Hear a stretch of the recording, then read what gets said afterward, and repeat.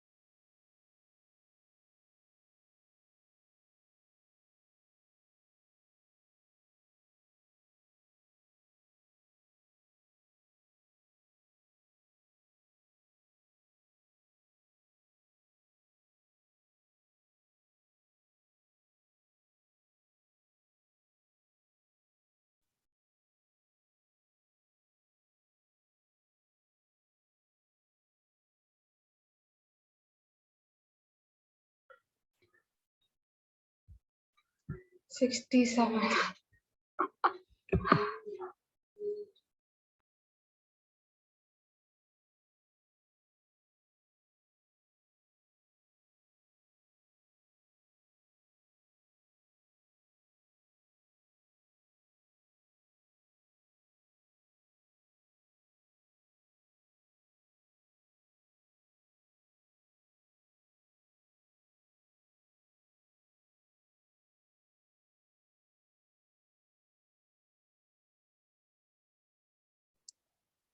Okay, we'll be commencing with the session now.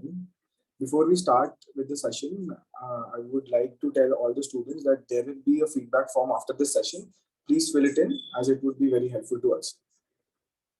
Now, Saket Mehrotra is a CA, CS by profession. He has also had the privilege to work in the early startup space. He started investing in 2011 and has close to 10-year plus experience of tracking markets. He is full-time fund manager working with family office handling Indian public equity assets of $20 million. Saket has also been a contributing writer in popular investing platforms like investing.com, Money Control, and runs his own newsletter, Beta to Alpha. And today he is here with us to teach you all on the topic money and personal finance. So I welcome Mr. Saket sir to address the students. Thanks, Arjun. It's a privilege to be here. I'll just to get a sense, right? Everyone here is probably in school, right? Somewhere, let's say in the class 9 to 12 range is what I can see. Yes. Great. So let me start. One sec. So this is one second. Let me just put up my presentation.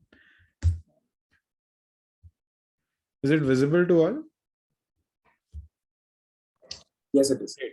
So I would like this session to be as interactive as possible. I would request all of you to be on mute. And at any point of time, if you have any questions, any thoughts, any feedback, just use the live chat to put in your thoughts. And I'll try and make this session as interactive as possible, because that is how I'll also get a sense whether you're able to enjoy this conversation, or you're finding it just as boring. So I'll open the chat box in a window, right? And I'll be able to see whatever you guys type. So at any point of time, if there are any questions, any thoughts, and I'll also be asking questions to the audience. So, feel free to use the live chat.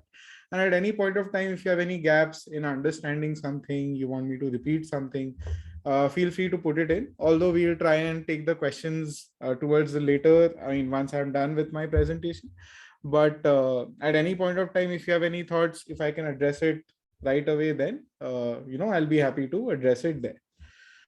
Right. So let me just hold on.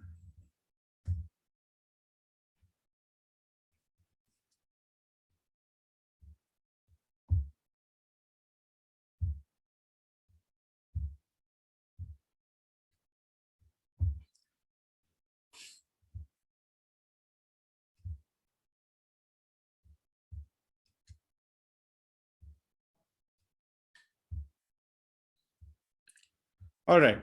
So, welcome everyone. Today's presentation is on money and personal finance. So, as Arjun said, this is a little bit of a brief about me. I'm a fund manager currently working full time managing Indian equities for family offices. And, I have worked in the corporate world, I've worked in the early stage startup space. And more or less, I've had the privilege to work with some of the biggest conglomerates in India as well as abroad. And in my current role, while I do manage money for a living, at the same time I try and also actively talk about it and write through my blogs, through Twitter, and through a series of articles that I write from time to time for some of these blogs, with the sole purpose of trying to spread and talk about how we as Indians can invest better. And I'm quite excited about the audience for today, because this is probably the second time in my last, let's say, 5 or 6 years since I started doing this actively, that I'm getting this privilege to talk to people, who are in this age bracket. Because for you guys, if you are able to truly understand what the power of compounding is, by the time, let's say, you reach the age of, let's say, 25, 28, you'll be able to appreciate and actually use the power of compounding to your advantage, rather than waiting till 40 or 50 to really see how the fruits of compounding really prosper in the long run, right? So, as Arjun mentioned, I've had the privilege to get some of my articles published on investing.com on their editors section. I also host a podcast called Stockroom Sunday, which goes on YouTube every Sunday on the Stockbits India channel, where I team up with another investor and we talk about what we are seeing in terms of getting a sense of what's happening in the markets. So why am I doing all of this, and what is the whole objective behind this, right? So my whole, let's say, activity around writing online, or getting into webinars like this, is that I feel that there's a 3-point mission which is attached to this whole statement, right? So the first thing is, I truly believe that Indians should benefit from the wealth creation that happens not just in Indian markets but global stock markets. So as a matter of fact, all Indians should have a basic understanding of personal finance and investing principles. In the course of, let's say, the next 40 next, let's say, 35, 40 minutes or so, I'll try and impart some of the things which I can tell you, or I can give you in writing, for a fact that even people who are 40 or 50 years old sometimes find it really hard to digest, or sometimes find it really hard to understand, which are very basic concepts of personal finance. And this, in the long run, I feel all Indians can actually generate strong compounded returns. And while India as a country gives you the opportunity to invest in a high growth developing economy, you also get the option to, let's say, while you look at markets like US, UK, they offer a stable sort of disruptive, they offer like a stable of companies which are into disruptive technology. So let's say today we are interacting on this platform called Zoom. Some of you could be very well versed using, let's say, Instagram and browsing through reels. All of these companies are actually available abroad. And because we interact with them almost on a regular basis, as Indians, we can also get a benefit of those companies, as well as benefit of companies which we use in our day-to-day lives, right from the time, let's say, when we wake up, whether it's brushing our teeth using Colgate, or eating a biscuit which is made by Britannia. We can actually be partners or owners in that company with when it comes to investing, right? So that's a sort of what my mission is, and what the implications of this mission is, right? So in terms of the today's presentation, we'll try and start with covering some of the basics, because as long as we don't understand the basics, it gets very difficult to understand and comprehend what the future holds, right? So we'll start with the basics, right from, let's say, understanding what an asset is, what a liability is, etc. Then we'll spend some time in understanding the concept of savings and why savings are important, and what exactly is this buzzword called inflation that is thrown to us from time to time. we'll spend some time in understanding about risks and returns, right? And we'll spend a lot of time in talking about compounding, because this is something which really needs to get into our head as to what is the benefit of compounding and what exactly is compounding, right? So many of you may have had I mean, when I was in school, I learned the concept of simple interest and compound interest probably when I was in class 8 or 9, if I'm not wrong. So we'll try and address that and see. But for me to understand that and what the true implications of compounding or compound interest is, it almost took me 14 years to truly appreciate what compounding is, right? And then finally we'll conclude by taking some steps into how we can start this whole process, or understand how investing can work for us in the long run, right? So let's first start with the basics, right? Let's try and understand the concept of asset, liability, income, and expense. So, if let's say if you have let's say a writing pad, or if you have a pen and paper, I would urge you to take notes. If not, if you're writing it somewhere else, great. So these are the four things that you really need to understand and really need to classify when it comes to, let's say, anything that has got to do with money, right? It could be, let's say, you go to a relative's place on Holi and they maybe give you some cash, or it could be, let's say, it's your birthday and someone gives you some money.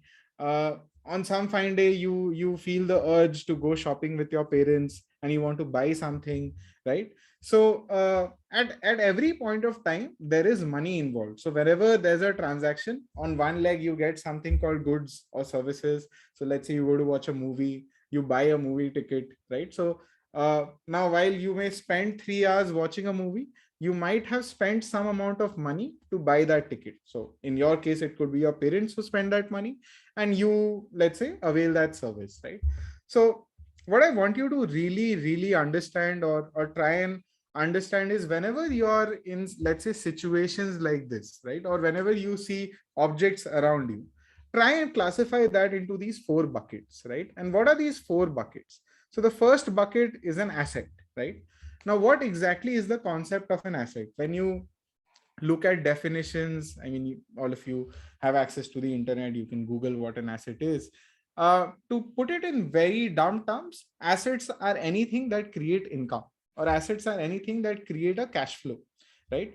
So let's say, for example, you have 100 rupees today, and let's say you put that 100 rupees in a bank fixed deposit. Now that bank fixed deposit could give you an interest of, let's say, 5% every year. So that fixed deposit for you becomes an asset, right? And what happens is it gives you 5 rupees every year as something which comes as a cash inflow to you, right? So that is what an asset is. Now, at this point of time, do you guys have any questions? Do you understand what an asset is? Just drop a yes or a thumbs up in the live chat, and then I'll move to let's say the next point before we start going ahead. Great. Srijana says yes. Shivangi says yes. Harshit says yes. Great. Wonderful. So you've understood what an asset is. Anything or everything that, let's say, creates an income. So Rudra, don't use the word profit. Use the word income or use the word cash flow, right? So what exactly is a cash flow? Uh, let's say if I am giving 100 rupees to you, that 100 rupees is a cash which is flowing from me to you, right?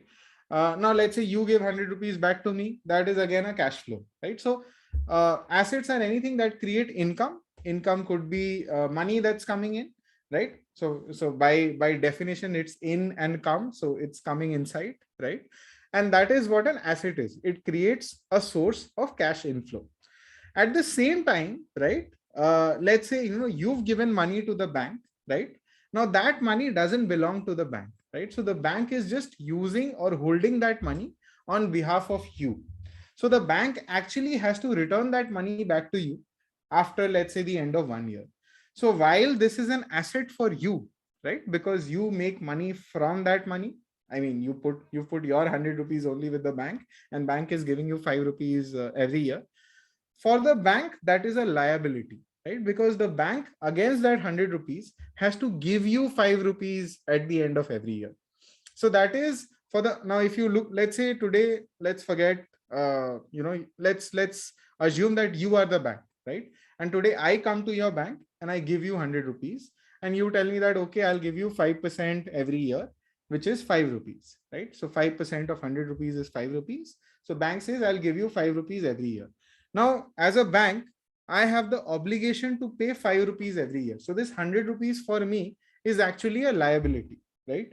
So what is the concept of liability? Liability removes my income, or liabilities actually create cash outflows, right? Now, at this point of time, you may ask a question, how is the bank giving me money, right? Or why is the bank giving me money to keep money with itself? Isn't the job of the bank is to be profitable and make money? So what the bank ends up doing is, while it takes 100 rupees from you as a fixed deposit and gives you 5%, the bank then uses this money and gives loans to people, right? So there could be someone who's building a bridge, there could be someone who wants to buy a car, right? And he wants a loan from the bank. So the bank then uses money from people like you and me, aggregates money together, and they might lend this money ahead at 8%, 10%, 15%. So they make money from that difference. So while it gives you 5 rupees, it might be charging 10 rupees from someone else on that same 100 rupees, right? So while the fixed deposit is an asset for you, it could be a liability for the bank. Similarly, let's say if someone takes a loan, right? So someone, let's say, takes a loan to buy a car, or someone takes a loan to buy a house. That loan is a liability. Or, while once you guys go to college, you might want to you might get a credit card. So the credit card then becomes a liability, because the credit card allows you to spend money without having any actual money in your pocket. So let's say today, if you get a credit card that gives you the spending power of 10,000 rupees, that basically means you can spend 10,000 rupees using that credit card, and you have to pay interest on that as long as you don't pay the credit card company the money back, right? So liabilities, in a sense, they remove income from you, or they create sources of cash outflow. That is the concept of liability. So are you guys clear with what an asset is and what a liability is? Let me know in the chat. Great. Wonderful. So guys, I would recommend that don't send direct messages. Try and send it to everyone so that everyone can see it, right? Great. Awesome. So up until now, what have we discussed? There are assets and there are liabilities. Assets are good things or great things that create income for you, right? So there's money coming in. We use the example of a fixed deposit. At the same time, liabilities are something that remove money from you, right? Or they create sources of cash outflow for you. It could be a loan, it could be a credit card, uh, etc. Right? Okay, Shrigana makes a point that loan is not a liability. We can actually make money from it if we invest it in a right way. So I'll disagree with that, Shrigana, for a second. And because right now we're just trying to cover the basics, and I'll come to that in a bit. It's a point that you've raised, but it actually also comes with a certain amount of risks, right? So we'll cover that as we go ahead into our presentation, so you will be able to then appreciate this better. So I'll get to this in a bit.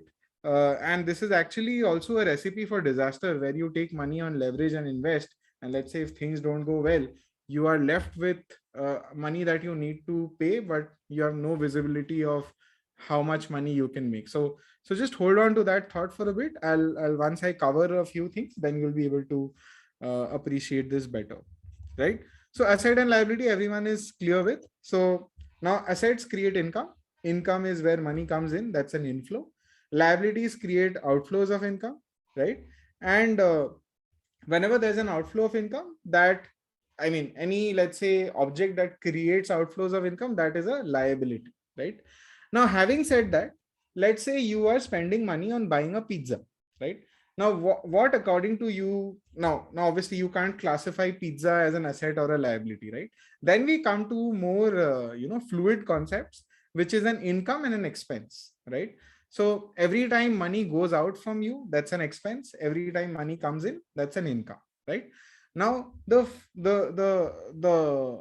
thing with assets and liabilities are, these are objects that create income for you. So let's say, all of you are right now in school. After, let's say, 3 or 4 years, you might be doing an internship when you go to college. you might be, working in a job, or you might be joining a business, whatever. There could be different ways, or you might want to think of starting a company, right? So at that point of time, you will have a primary source of income, which ideally, let's say if you're interning or working or even starting a company, would be your salary, right? So the salary becomes your income, which is an inflow of money. Now, let's say today you guys could be in Delhi. Maybe, you get a job in Bombay, or you get a job in Bangalore. So you might have to live there, you might have to spend money on rent, you might have to spend money on food. So that becomes expenses, right? Or that becomes money that goes out. So you have something called income where there is inflow of money, and you have something called expenses where you have outflow of money, right? So now let's take an example. Let's say you spend money on buying a pizza. What, according to you, are the four buckets out of which buying a pizza would fall in? Is it an asset? Is it an liability? Is it an expense? Or is it an income? Let me know in the chat. Wonderful, wonderful. Let's say today we'll use another example. Let's say you maybe win a lottery, and you end up getting, let's say, 1 lakh rupees. Where would you put this in these four buckets? Is it an asset, liability, income, or an expense? Okay, great. So spending money on pizza is an expense. Winning a lottery is an income, right? It's not an asset, because you can't expect to win a lottery every time, right? So when you say that winning a lottery is like an asset, that basically means you end up spending money on lottery tickets every month with the expectation that, okay, I'll keep making money. That's not how it works, because again, lottery is a game of probabilities, right? You might end up winning one lottery in your entire lifetime. That doesn't mean you'll just go and spend money on lottery tickets. Then buying a lottery ticket is an expense, right? So I won't say it's a temporary asset, Shijana. It's actually something that's an income. So there's a concept of a windfall gain, or there's a concept of an exceptional income. So winning a lottery is just an income, right? Nothing more, nothing less, right? So just to sum up the basics that we've discussed, right?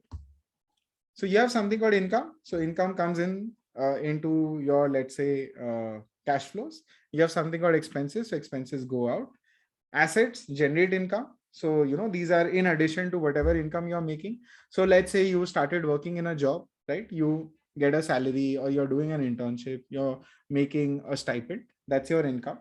And let's say after spending 3-4 months, you've saved some money, and you put that money in a fixed deposit, and that fixed deposit generates interest for you.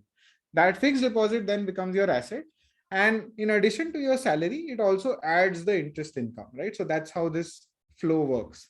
And let's say you end up taking a loan, maybe to buy a bicycle, maybe to buy a bike, or buy a car.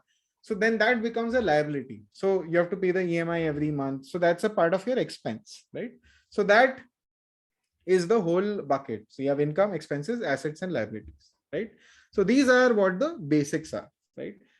If there are any questions, are you guys all with me with this concept, right? We'll just do a short fun exercise before we move to the second section. Okay, so there's a question: is tax a liability? No, tax is actually I mean, for lack of just to simplify things for you, tax is actually an expense, right? So let's say when you start earning money, uh, let's say your salary, if let's say your salary is 500 rupees, right? uh, I mean, and let's say you fall in the tax bracket. So before you get that salary, the tax is deducted at source, which is something called TDS, and then the net amount comes to your account. So in any way, the company makes sure that your tax liability is met based on whatever money you make. So let's not get into the complications of that, but to answer your question, tax is an expense, it's not a liability, which is what Nikunj has also mentioned. Great, awesome. So what is the difference between tax and liability? Okay, so liability is something that you have to pay, right, over the long term, and liability is something which you can avoid, right? So let's say today I have the option. Let's say if I have 5 lakh rupees with me, I have the option either to buy a car. And let's say if I want to buy a car, I have the option to use that 5 lakh rupees, buy a car, बोल or I have the option to go and take a loan कहाँ से and पाया then buy चुप the car. पर कुनी पर मैं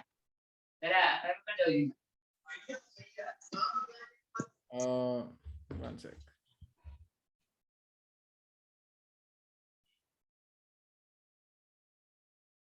Yeah, Arjun, are you there? Can you just check someone's on unmute? So if you could mute them. Yeah, yes, sir. Just a second, sir. Request all of you to mute yourself. Children, It's please. done. It's done, sir. You can continue. Great. So today I have the option that I can use that money to go and buy a car, or I can take a loan to buy a car, right? So the liability is something which I have control over. So I can either avoid it or I can choose to take it, right? Whereas tax is something which I can't avoid, right? So if I'm earning money, I have to pay tax to the government. There's nothing that okay, I'll avoid or I'll do something. Then you get into something called tax evasion. Then you can get into legal trouble for that, right? So that is the difference between a liability and an expense, right? And tax at some level is like an expense. It's something that you can't avoid, right? While you can contain that, okay, I might not go out for movies every week. I might go to movies maybe once a month or once a quarter, but it's not that you can optimize your taxes that way, that okay, this year I'll choose not to pay to the government. That's not how it works, right? So I hope that answers your question, Arush. Great. So let's sum up this discussion, right? So on your screen you see something which is a car. So what do you think a car is? Is it an asset? Is it a liability? Is it an income, or is it an expense? Okay.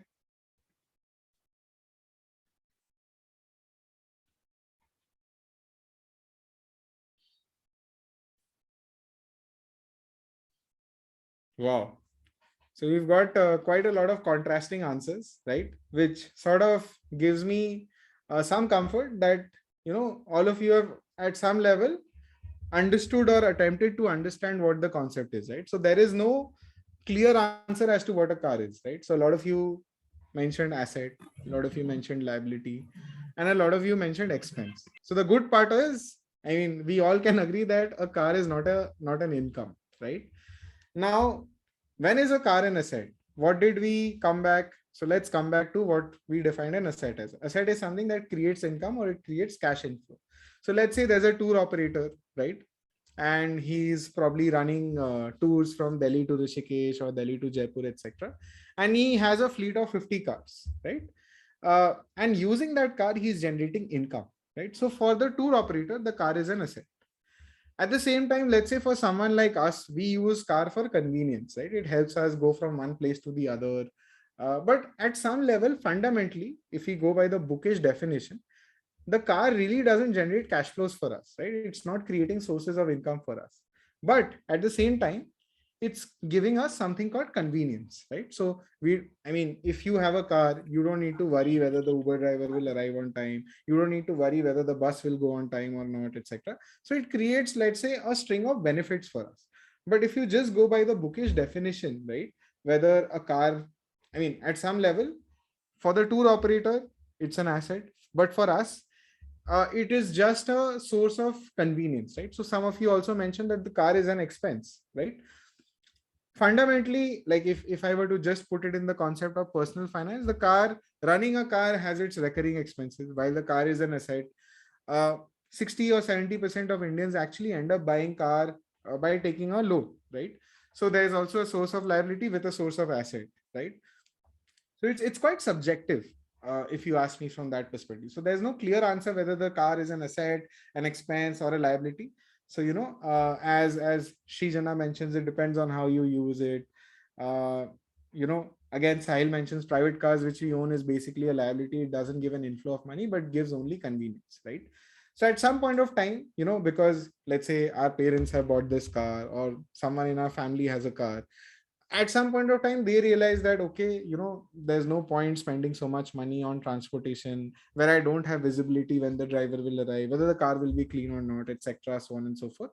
And because I have a certain degree of income, let me try and upgrade my lifestyle and buy a car, right? So it's quite subjective.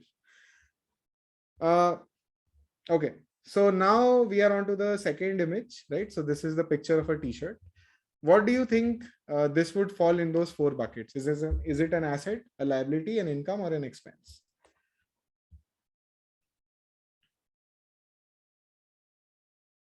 Wonderful. So I think 95% of you have answered that it's an expense. It's not an asset, right? Because the t-shirt is not going to generate any cash flow or income for us. It's just something that we wear. I mean, yes, we all need roti, kapda, makan, as the old saying goes. I would just add data to that. We also need mobile data. But when it comes to basics, this is, this is an expense. There are no two ways about it, right? Great. So now that we've covered the concept of asset, liability, income, expense, right? Let's come to the concept of savings and inflation, right? Why is savings important? And what is this buzzword called inflation that is thrown at us? Almost you open any newspaper, you open any news channel, you'll see this word inflation being used multiple times, right? Have you guys noticed? Just drop a yes, or if just drop a yes if you've heard this word ever before. What inflation is? Great. Some of you say no, that okay. Great. So we'll address what this inflation is right. What this beast is, or what this monster called inflation is, which is often used multiple times on how things are, right? So let's first start with savings, right? So now we've covered income, expenses, asset, and liability, right? So what exactly is savings? Any excess of income that you make over your expenses is savings, right? So let's say you've earned 100 rupees in a year. Let's say you've earned 100 rupees in a month, and let's say you've spent 80 rupees, right? So that 20 rupees that is left with you, that 20 rupees is your savings, right? And there's a very popular saying of personal finance, and you can actually, if you're making notes, just write it down. While the equation goes, right, that income minus expenses equal to savings, a more better way of addressing personal finance is income minus savings is equal to expenses, right? So just to, I'll just repeat myself. If you read the first line, what are we reading? Income minus expenses is equal to savings, right? But I would want you to invert this a little, right? Make it as income minus savings is equal to my expenses, right? And what do I mean by this? So the moment you invert from looking at savings as something that is left with you after you've spent your money, right, to a concept where you actively save money first and then spend the money with whatever money you're left with, then the dynamics change significantly, right? Your priorities change, right? Just as you mentioned. So let's say, today you have made 100 rupees. A lot of you will, as I said, right, after 2 or 3 years, you might be doing an internship, you might start working somewhere, you'll have a job, you'll get a salary. So if you choose that, okay, let's say if I'm making 30,000 rupees a month, right, which is almost 1,000 rupees a day. Now, if you say that, okay, I'm making 30,000 rupees a month, that's my income. But let's say you say that, okay, I'll save after I am left with my expenses. So today, in this day and age and in this world, there is no limit to how much money you can spend, right? It could be, let's say, the latest sneakers from Adidas. It could be the latest movie. It could be the latest gadget. Maybe, at that point of time, there's iPhone 16. There's a smart glass for all you know. So there's no limit to the things where you can spend money on. But the moment you try and put a discipline that, okay, I have made 30,000 this year, right? Or let's say I made 30,000 this month, or I'll be making 30,000 this month. Let me save 10,000 rupees out of this, right? No questions asked. So then your mindset with respect to, let's say, spending the money is not 30,000 anymore. It's now 20,000, right? Because 10,000 is gone. So you just assume in your head that I'm not earning 30,000. I'm earning 20,000, right? So that's what my whole understanding is with respect to what savings are. And then, you use this money, you spend, you indulge, whatever. And let's say even after the end of the month, you have some savings left, you save that money again, right? So that's the concept of savings, right? It could be based on your priority, it could be based on your mindset, etc. So, okay, I'm getting one. Yeah. So, that's what I'm trying to say. Don't look at savings as income minus expenses. Look at savings as income minus savings is equal to expenses, right?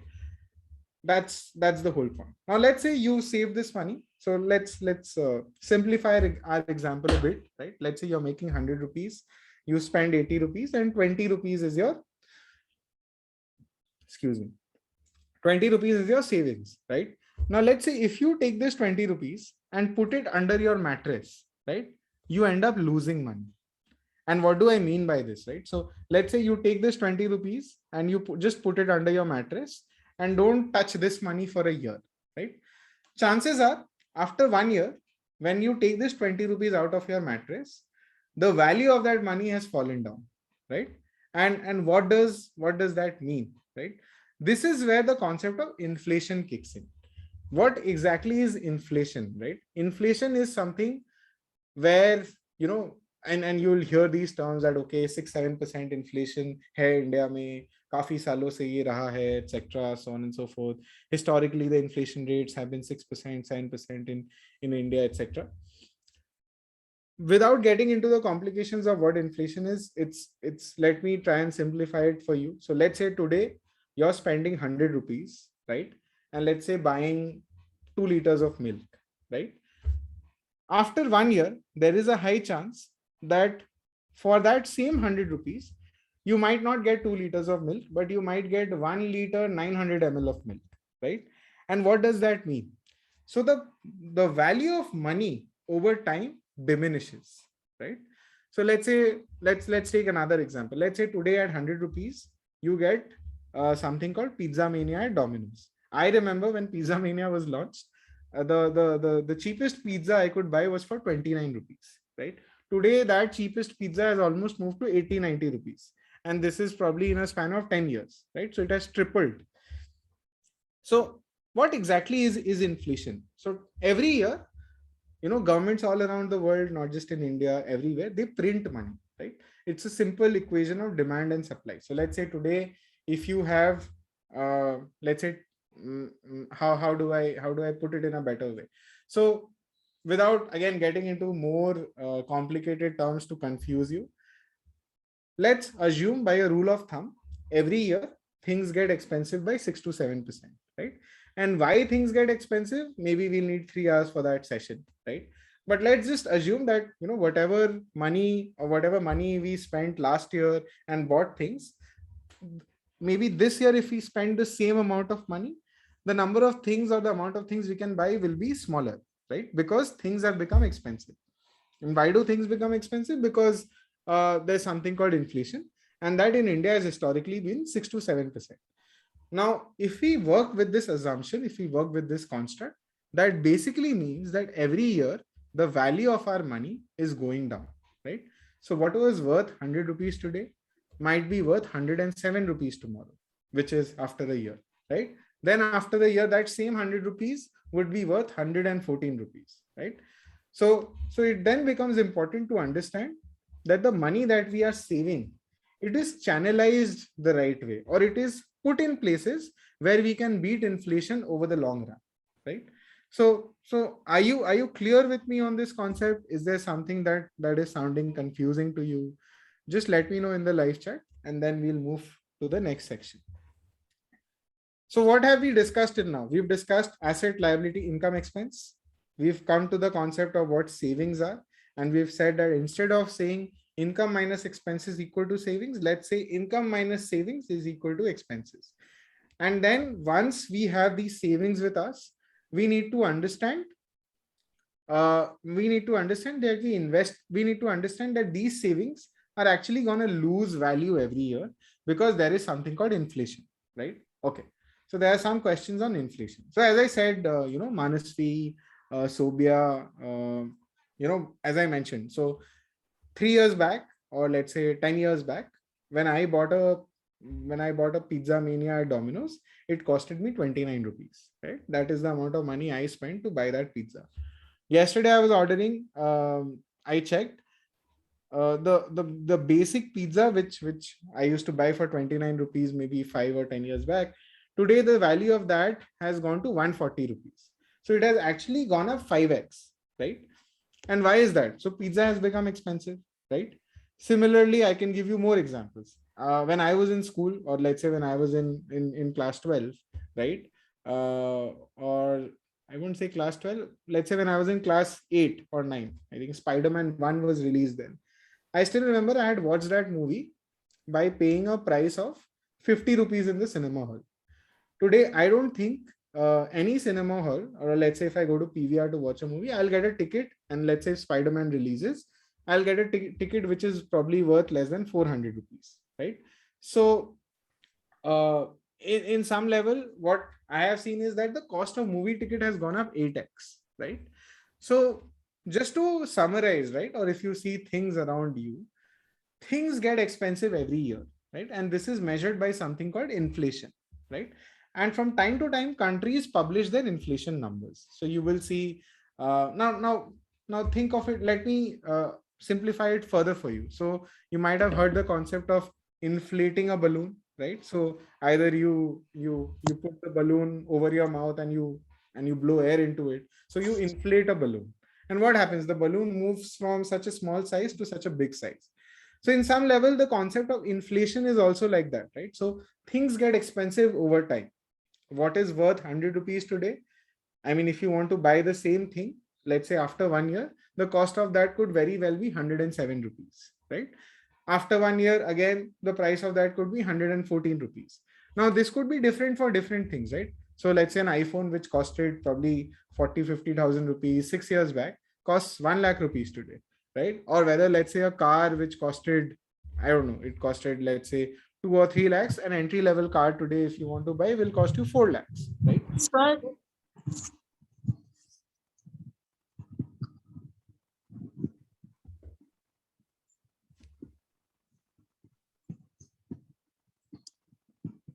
Arjun, can you just check? I think someone's on unmute.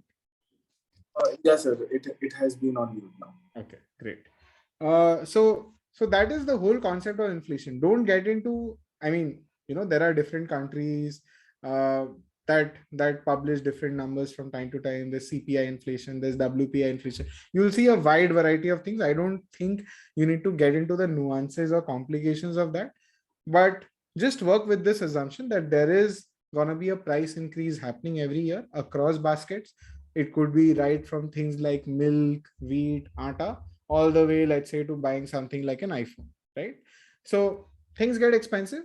So it's important for us that our savings are protected, right? So maybe we've saved 20 rupees and put it under a mattress today, right? There is a high chance that after 3 years, when you open that mattress, you might see that 20 rupee note lying there, but the value of that has fallen to 10 rupees, right? Why? Because there's something called inflation, which eats into our savings.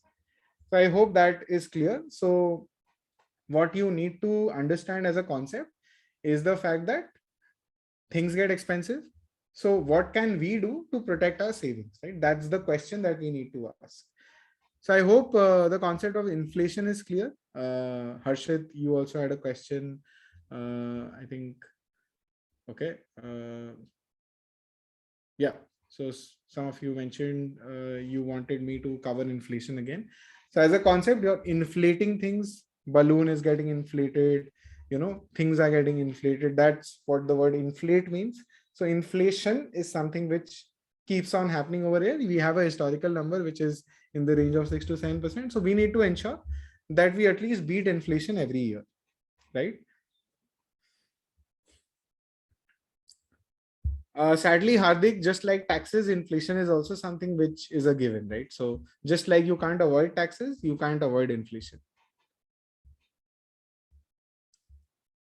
Great. So now that we've covered asset, liability, income, expense, we've covered savings, inflation. Let's now come to the concept of risks and returns, right? So, ever since a young age, have you guys ever seen this graph that, higher the risk, higher the return? Have any of you heard this or seen this before? Harshit says yes. Can any of you recall where did you study this, or which chapter or which subject was this taught in, as to, higher the risk, higher the return? Okay. Business studies, economics, great. Now, when you look at risks and returns, right? So let me now give a small example to you. So let's say today I give you an offer that, okay, wow, great. So Srijana says she studied it in Psychology of Money. Great. It's a wonderful book. I've been meaning to read it for quite some time. I was halfway through, but That's brilliant that you guys are reading this books like these in class 10. That's truly wonderful. I would urge all of you to follow suit if you can. um, Great. So let me try and simplify this for you through an example, right? So let's say today there's a we all know that there's a war going on in Ukraine, right? Now let's say today I make you an offer that why don't you take a flight, go to Ukraine, click a selfie in Ukraine and come back, right? And for doing this, I'll give you 1 crore rupees, right? And for some reason, you try to do everything, you make your wherewithal, you do this, you go and you come back, right? And then I tell you that, hey, all this is great. You show me that you've clicked the selfie. Now I say that, okay, all that is great. Why don't you go again? Maybe try and pose with someone, with, let's say, a soldier who's there with a gun. But this time, instead of 1 crore rupees, I'll give you 5 crore rupees, right? So then again, you gather your might, you take a flight, you go there, you catch hold of a soldier and you say that, I'm in a part of this contest where Saket has told me he's going to give me 5 crore rupees. So I want to click a picture with you, right? So you click a picture with him, come back again. And this time I make you another offer, right? I said, why don't you go again, right? Maybe sit inside a tank, right?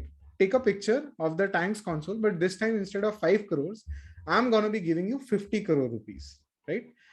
And let's say you go, right? You convince that soldier again who obliged with you to click a picture with you this time.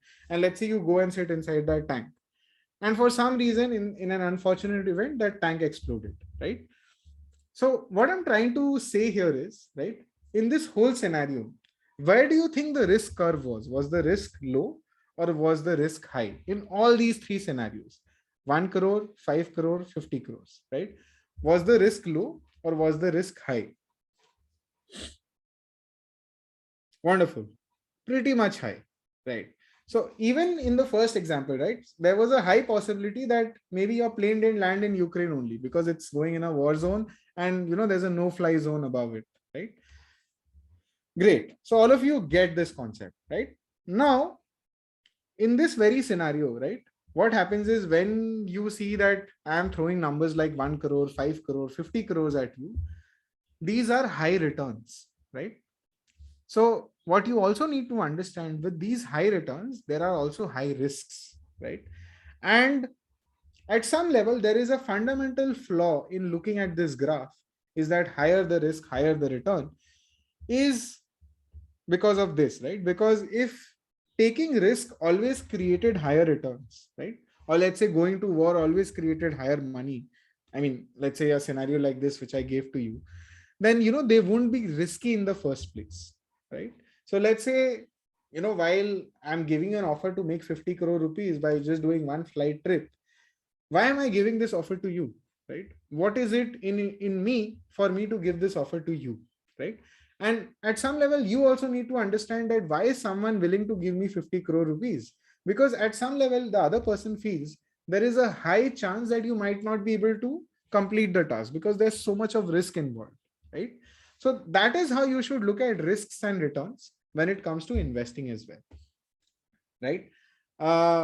Now, let's say, in India, typically when we talk about, what risk and return is, a lot of times we just refer to this graph that, okay, risk hai to ishq hai, right? This is based on what a popular web series recently that went viral, they had put this up. But is that the way to look at risk and return? We would argue no, right?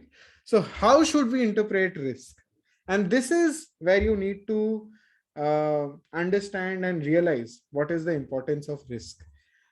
So the way to look at risk and return is, right, in that example that I gave you. So just, I would want you to focus on the upper end of this graph for now, right?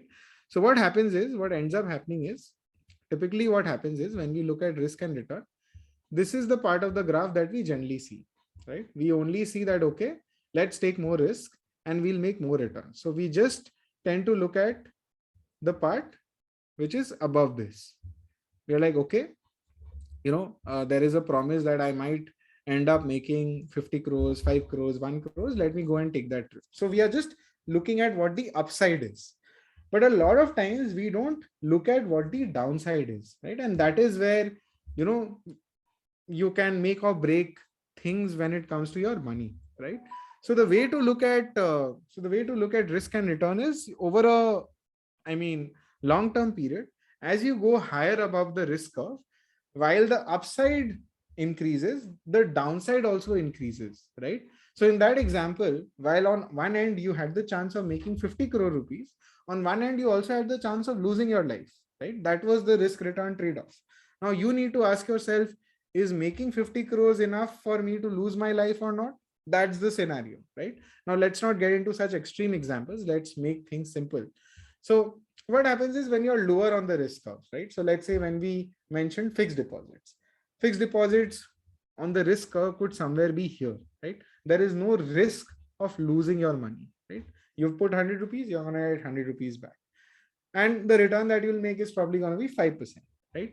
Now let's say someone convinces you to put money in Bitcoin, right? Or put money in alternative assets. So you end up putting money with the expectation that because cryptos were up 5,000% last year, this year maybe they go up 500%. I make my money 6 times. So I will put money somewhere here, right? Now, now what you need to understand, while your returns could very well be 500%, your returns could also go negative, right? And you might end up losing your capital. Equities is somewhere where they fall somewhere in between, right? Because let's say, there could be companies that go bust, there could be companies that do exceptionally well. So while you take some amount of risk, but your return expectations are also moderated, right? You might end up making 14. So historically, if you look at data, the Indian markets have given a return of anywhere between 12 to 14%. And there has been a volatility or something called standard deviation, which you guys might have read in statistics. Is the standard deviation of Nifty over a 14-year period has been 30%, which basically means there were years where Nifty has given you 45% returns, and there were years where Nifty has given you minus 15% returns. But over the long run, when you look at a 14-15-year time frame, Nifty has given a 14% return year on year, right? On some years, it could have given 60. I mean, this year is the perfect example for you, right? Nifty, when the COVID crash happened, it went all the way down to 7,000.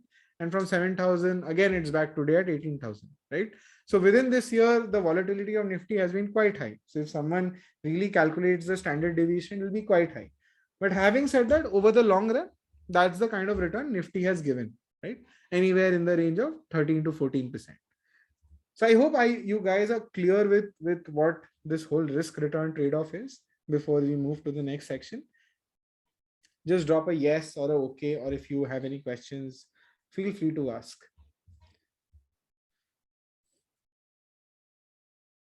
Wonderful. Great. So now we'll come to the most interesting part of this entire presentation, right? So now that we are clear on how things are moving, what we are doing, etc. So let's jump right into what we are here for, right?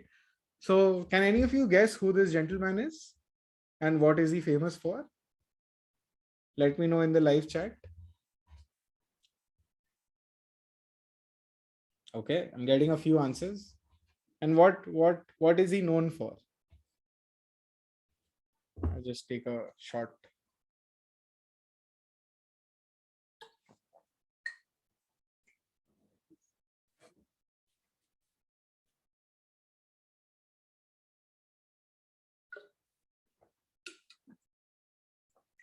Great. Theory of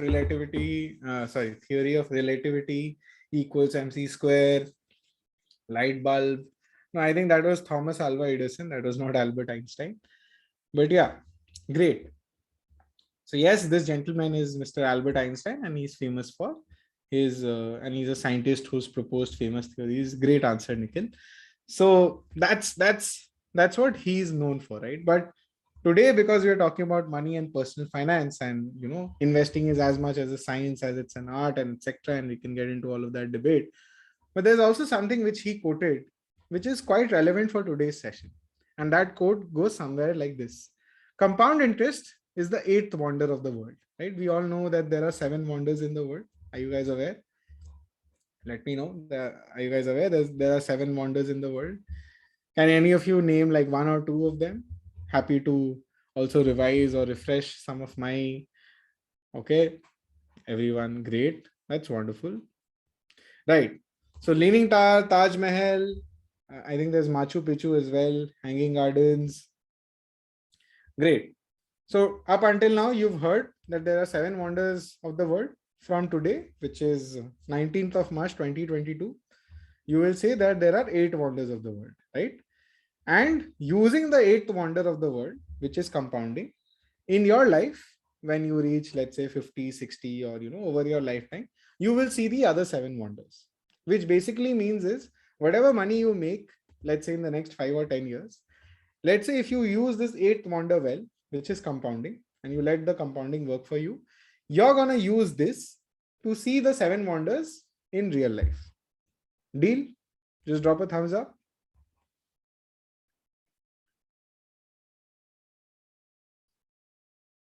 Okay, I'll probably repeat myself, right? So today, by the end of this session, once you understand what the 8th wonder of the world can do for you, you will use the compounding and the 8th wonder of the world to your advantage to see all the other 7 wonders of the world, right? As on today. Now, okay, there could be a 10th wonder or a 9th wonder, etc. But today, the focus of our discussion will be on what the 8th wonder of the world can do for you, which is compounding. Wonderful, great. So, this is a slide from the School of Intrinsic Compounding. This has been the return of Sensex ever since Sensex came in, which was in 19. I mean, let's take a reference point of 31 years, right? But what you can see that, in 1990, Sensex started at 1,420. Today, Sensex is almost 60,000 plus, right? If you were to calculate the absolute return, that's almost 4,097%. But the way to look at those returns is the returns are almost 13% year on year for 31 years. That has been the returns of Sensex over a 31-year time period. Now, what has happened in this journey? Has this journey been straight, just like we saw the risk return graph? The answer is no. It came with its degree of volatility. It came with a degree of uncertainty. There was the economic reforms. There was a stock market scandal, 1992, when we talked about this scam series that happened somewhere here, right? When markets were quite nascent. In near 2000, there was a dot-com bubble. There was a Satyam scam in India, which again came near 2007. Brexit happened, COVID happened, worldwide recession happened. A lot of stuff has happened, a lot of bad things have happened, but the bottom line remains that over a long period of time, India has continued to grow. And why is that? I mean, India has the highest population of young adults, which is between the age group of 10 to 24. I think we are probably 200 or 300 million people more than what China is even at, right? So in 5 years' time, when all of you will start working, have jobs, will make money, will invest money, countries like a China or a UK or a US will have an aging population. So they'll have a problem of how are they going to service these old people, right? Because India is relatively a younger country when you compare it with other countries, right? So that's the whole graph that I wanted to show you. I told you about Nifty returns being in the range of 14 odd percent. At the same time, that's the acceptable range. So one can actually assume that while you've all read in the Constitution, there are rights, right? There's right to speech, there's right to food, etc. So on. At some level, let's try and push for inculcation of a new right, which is right to compounding, right? So as an Indian sitting in India, sitting in this great country which has great opportunities for us to invest in, at some level we can assume that it's our right to get a return of 13 to 14% when we are investing in equities, right? So that's